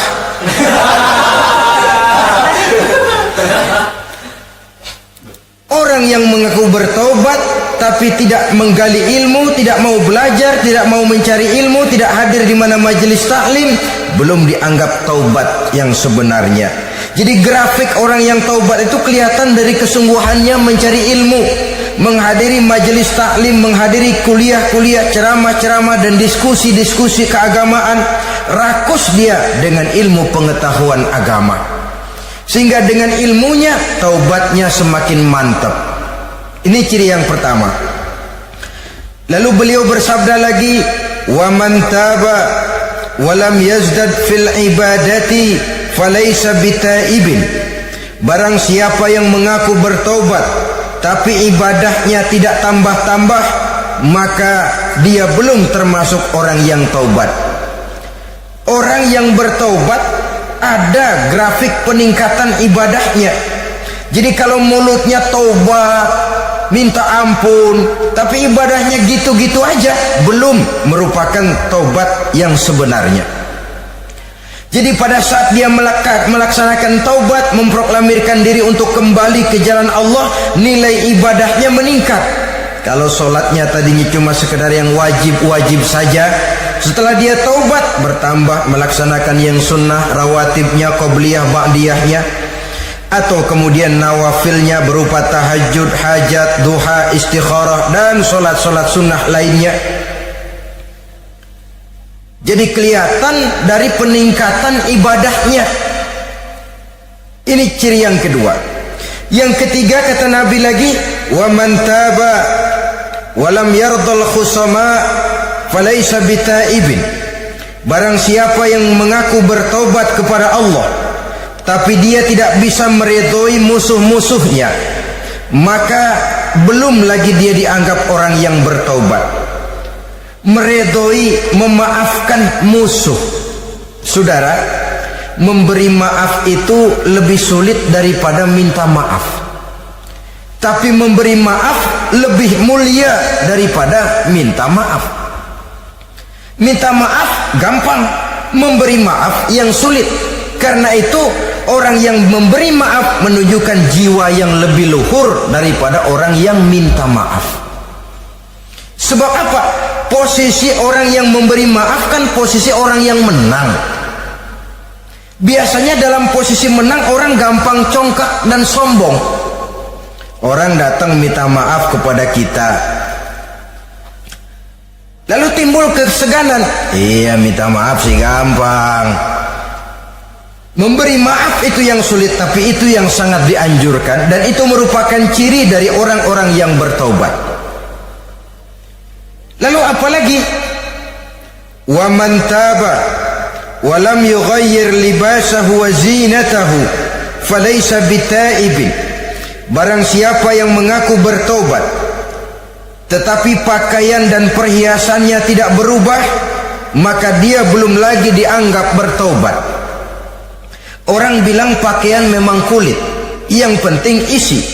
Tetapi bagaimanapun kulit mencerminkan isi. Dari pakaian kita bisa mengkaji kepribadian seseorang. Saya berpendapat bahwa pakaian penting, kulit juga penting. Kulit penting, isi penting. Kulit tanpa isi tidak ada artinya. Isi tanpa kulit juga meragukan orang. Wah, yang penting kan isinya, kulitnya gimana saja. Saya mau tanya, saudara dapat duren di jalanan, isi aja nggak ada kulitnya, kira-kira dimakan nggak duren? Paling kurang akan menimbulkan keraguan, jangan-jangan sudah dicampur racun ini. Jadi dengan demikian orang yang bertaubat ini kelihatan dari cara berpakaian, cara berhias diri, tidak over. Dia kembali kepada fungsi berpakaian. Dalam Islam kan sesungguhnya fungsi pakaian itu yang paling utama. Pertama, nutup aurat, itu ukurannya. Yang kedua, pantas. Yang ketiga, baru soal mode. Di zaman kita sekarang terbalik. Mode nomor 1, pantas belakangan, nutup aurat apa tidak nomor 16.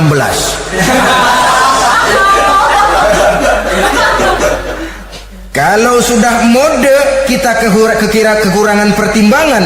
Ini buat saya pantas apa tidak, ini menutup aurat apa tidak. Kita balik, padahal fungsi berpakaian dalam Islam tujuan utamanya pertama nutup aurat. Biar modenya mutaakhir, ciptaan Pierre Cardin sekalipun, kalau memang tidak nutup aurat, ya hukumnya masih belum berpakaian. Atau juga ukuran yang kedua, pantas. Yang orang lain pantas kita pakai, belum tentu kita pantas. Kita kadang-kadang kehilangan pertimbangan. Lihat iklan bintang film memakai pakaian yang begini bagus, lalu kita pakai saja. Ya tentu namanya bintang film. Kadang-kadang pakaian untuk show dipakai buat kondangan, akhirnya habis sekampung orang nonton dia. Ya nggak pantas toh, nggak wajar. Saudara hadirin yang saya muliakan, orang yang bertobat kelihatan dari pakaian dan perhiasannya. Kalau sudah memakai perhiasan, ya sekedarnya saja, tidak lalu dengan niat supaya orang tonton, supaya orang lihat, supaya orang tahu dia kaya, supaya timbul decak kagum, asal dia lihat orang lalu wah. Kalau sudah diwahi lalu senang. Saudara hadirin yang saya muliakan, kemudian kata Nabi lagi, wa man taba wa lam yubaddil ashabahu falaysa bitaibin. Siapa yang mengaku bertaubat tapi pergaulannya dari itu ke itu saja, seperti itu juga, tidak mengalami perubahan, maka dia belum lagi dianggap bertaubat.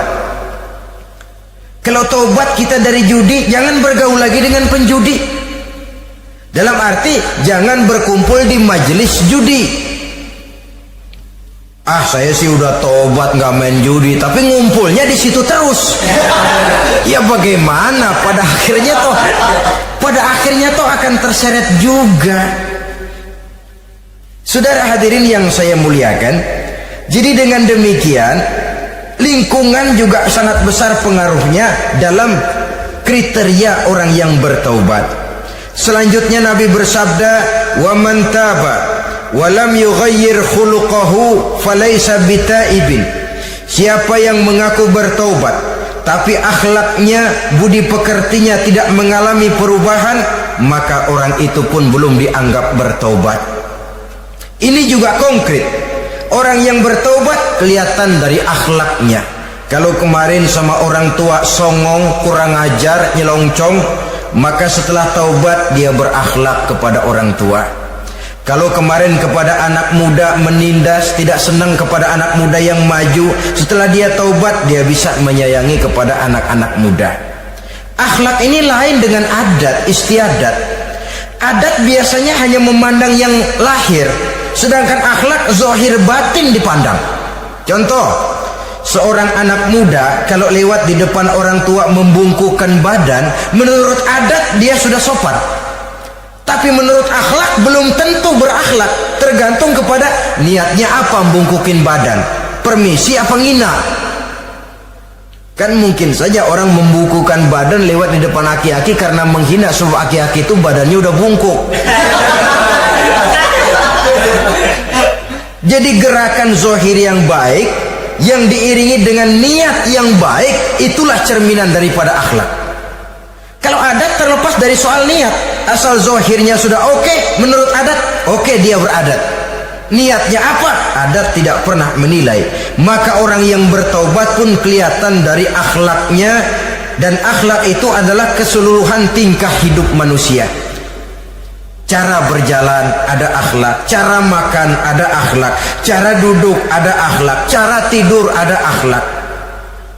Sehingga pantas ketika Siti Aisyah ditanya, "Aisyah, Rasulullah itu akhlaknya apa sih?" Beliau menjawab, "Karena Rasulullah khuluquhul Quran." Rasulullah itu akhlaknya Quran. Sehingga di kalangan ilmuwan lalu ada ungkapan bahwa Nabi Muhammad adalah Quran berjalan. Maksudnya seluruh konsepsi Quran sudah diterjemahkan dalam kehidupan Nabi.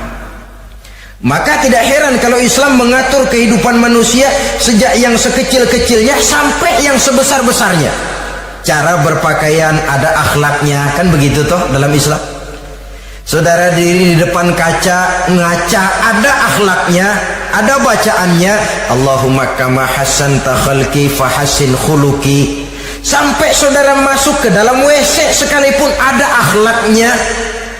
Karena akhlak adalah keseluruhan gerak hidup manusia. Orang yang bertobat kelihatan dari perubahan akhlaknya. Kemudian beliau bersabda, "Wa man taba wa lam yatwi firashahu wa bisatahu falaysa bitaibin."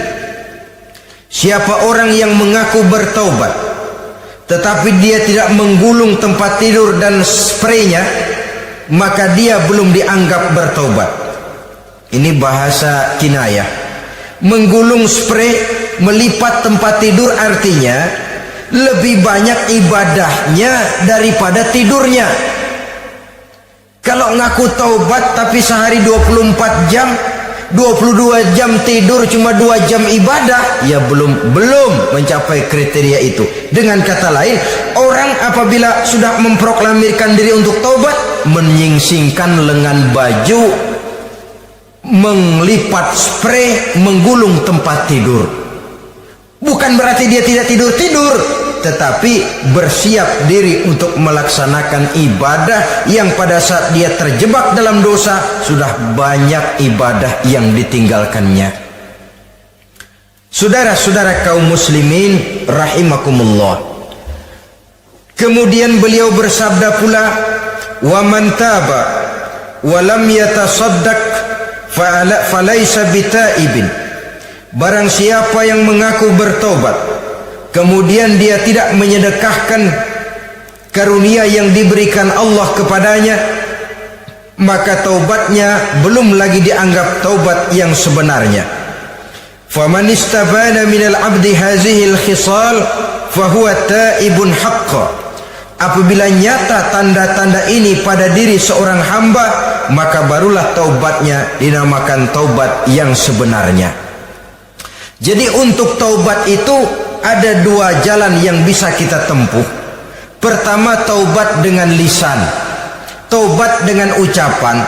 Dalam artian apa? Memperbanyak istighfar. Istighfar yang mana? Yang mana yang mungkin saja. Kalau waktunya sempit ya istighfar yang pendek-pendek. Astaghfirullah, astaghfirullah, astaghfirullah. Mau yang lebih panjang, astaghfirullahalazim allazi la ilaha illa huwal hayyul qayyum wa atubu ilaih min jami'il ma'asi waz zunub la haula wala quwwata illa billahil aliyyil azim. Ada waktu yang lebih panjang lagi membaca sayyidul istighfar. Tiap kali berbuat jahat, tiap kali diiringi dengan istighfar. Nah, ini yang bisa runtuh dengan istighfar ini dosa apa? Dosa yang ringan, dosa yang biasanya dilakukan oleh panca indera kita. Mata, ini dosa mata, insya Allah bisa runtuh dengan istighfar. Ngelihat yang haram, cepat nunduk, astagfirullah. Habis nunduk jangan ngeliatin lagi.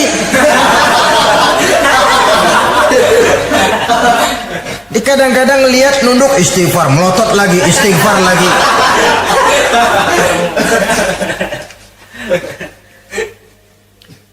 Saudara hadirin yang saya muliakan, kata Imam Ali, nazratul ula laka wasaniyatu alaika. Ini dalam menjaga mata. Pandangan pertama rezekimu kelihatan, namanya kelihatan kan rezeki. Pandangan pertama rezekimu, ulangannya dosamu. Ulangannya ini yang bisa membawa dosa.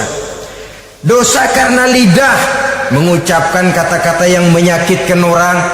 Dengan istighfar insya Allah runtuh.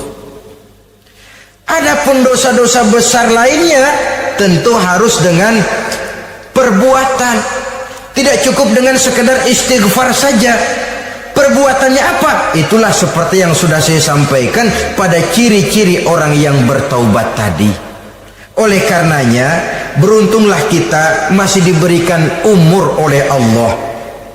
Sehingga segala dosa dan kesalahan yang kita lakukan, kita masih punya kesempatan untuk mengadakan pemutihan, bertaubat kepada Allah. Nah, apa kemudahan yang diberikan Allah kepada orang yang melazimkan istighfar di dalam hidupnya?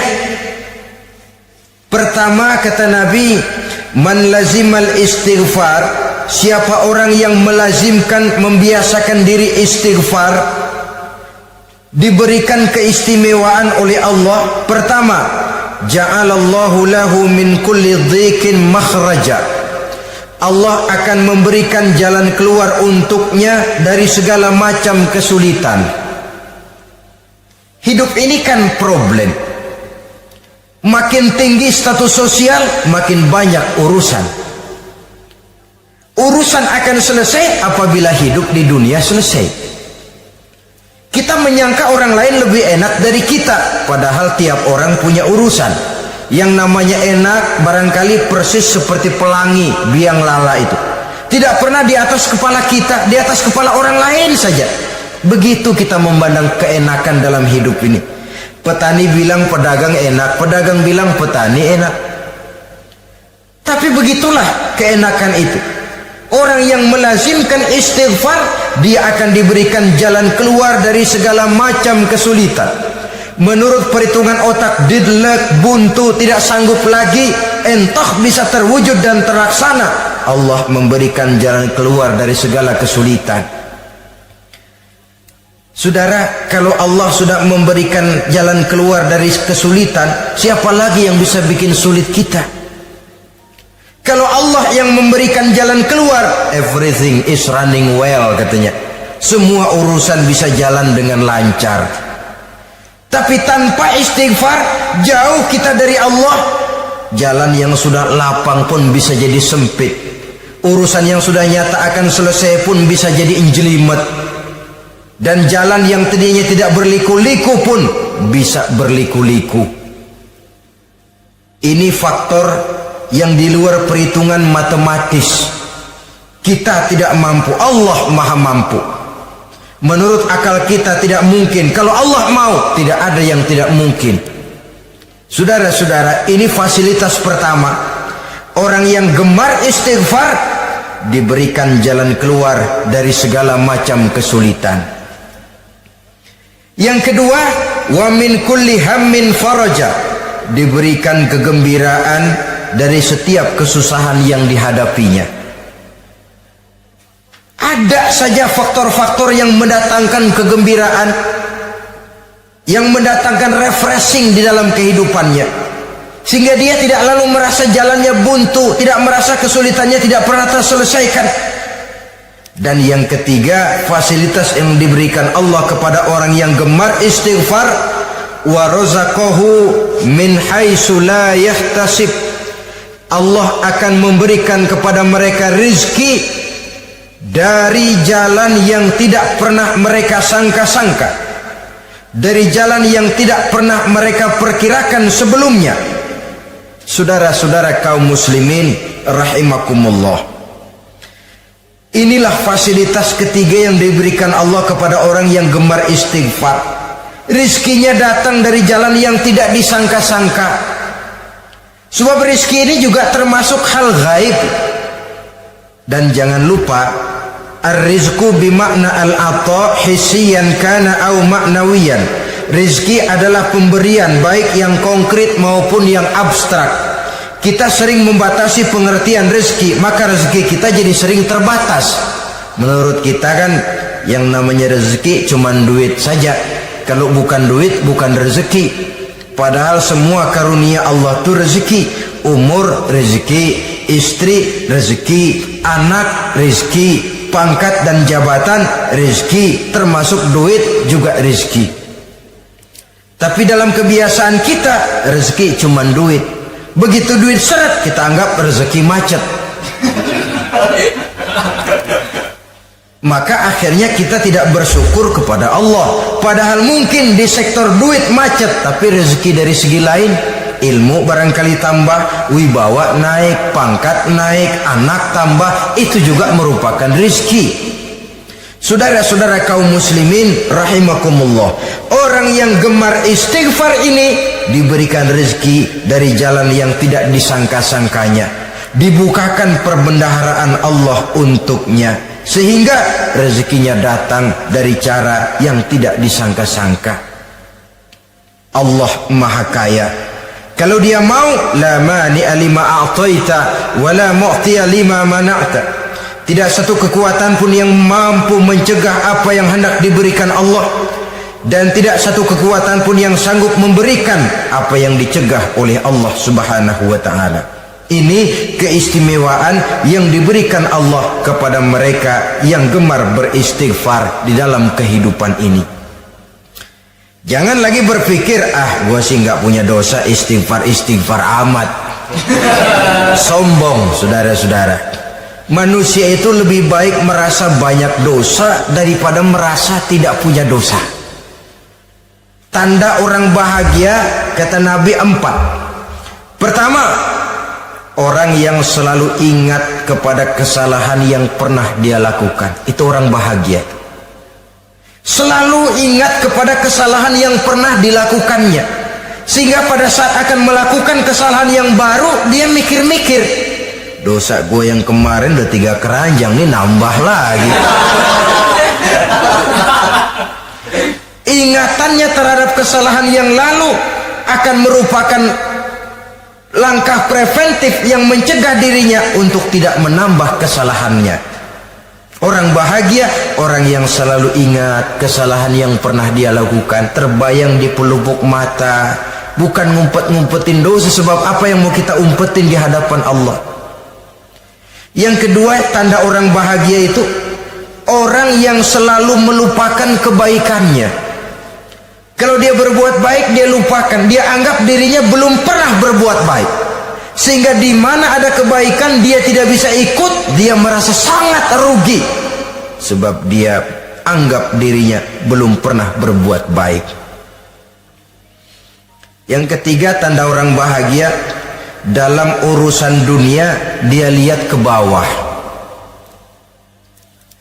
sehingga timbul rasa syukurnya bahwa kalau dia sengsara masih banyak yang lebih sengsara dari dia, bahwa kalau dia miskin masih jauh lebih banyak yang miskin dari dia, bahwa kalau dia menemui kesulitan masih banyak yang jauh lebih sulit dari dia.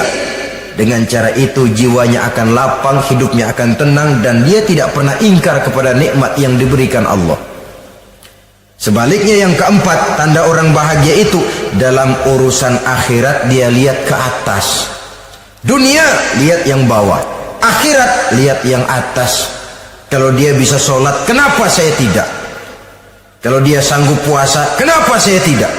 Kalau dia bisa baca Quran, kenapa saya tidak? Timbul panas, nyontoh ibadah mendatangkan kebahagiaan. Rakus ibadah malah dianjurkan, rakus dunia malah tercela. Nah, lawanannya orang celaka, saudara-saudara. Orang celaka juga tandanya 4 lawanan yang tadi itu.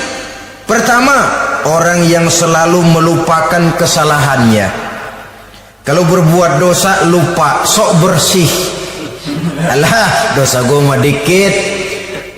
Saudara hadirin yang saya muliakan, orang yang selalu melupakan kesalahan, menganggap dirinya bersih, akhirnya kalau ingin berbuat dosa nggak mikir-mikir, tidak ada lagi yang ditimbang-timbang. Selanjutnya, yang kedua, orang celaka itu orang yang selalu mengingat kebaikannya. Akhirnya apa? Timbul sifat nepuk dada, membanggakan jasa, lahirlah pahlawan-pahlawan kesiangan. Selalu membanggakan diri, nepuk dada. Kalau enggak saya, itu masjid, kalau enggak saya, itu pesantren, kalau enggak saya, itu umat, kalau enggak saya. Memangnya kalau enggak sampean kenapa? Orang yang celaka adalah orang yang selalu menghitung-hitung kebaikan yang pernah dikerjakannya. Keikhlasannya kurang, makin dia hitung, makin kurang nilai pahalanya itu. Makanya kalau berbuat baik, ya anggap saja buang sampah, gak usah ditengok-tengok, gak usah diingat-ingat, dan gak usah mengharap orang yang kita tempat berbuat baik akan membalas kebaikan. Saudara hadirin yang saya muliakan, yang ketiga tanda orang celaka dalam urusan dunia, ngelihatnya ke atas, panasnya timbul, syirik dan dengkinya naik, rakusnya jadi.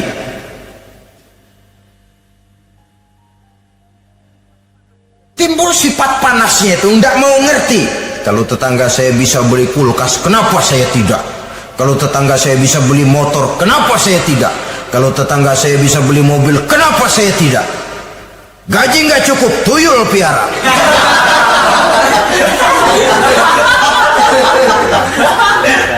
Orang itu kalau sudah didorong oleh rakus kan bisa jadi menghalalkan segala macam cara untuk mencapai tujuan. Dibakar oleh sifat tamak dan rakus bin serakah. Nah, kalau sudah didorong oleh rasa rakus, yang segera tersingkir pertama rasa malu. Orang kalau sudah rakus nggak ada malunya, rasa malunya hilang. Padahal syarat jadi orang itu kan kalau punya rasa malu. Nggak punya rasa malu, kurang syarat jadi orang. Akan bagaimana jadinya masyarakat, bahkan bangsa dan negara, kalau rakyatnya sudah tidak punya rasa malu. Yang kedua, rasa takut hilang, terutama takut kepada Allah. Sirna sama sekali. Sudah tujuan menghalalkan cara. Yang keempat, tanda orang celaka dalam urusan akhirat, lihatnya malah ke bawah. Kenapa kamu enggak sholat? Itu bapak anu yang tuaan, enggak, saya enggak lagi. Kenapa ngelihatnya mesti kepada yang begitu?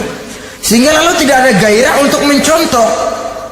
Saudara-saudara kaum muslimin rahimakumullah, walaupun serba singkat oleh karena terbatasnya ruang pembicaraan ini, mudah-mudahan bisa memberikan gambaran sepintas tentang ciri-ciri orang yang bertaubat.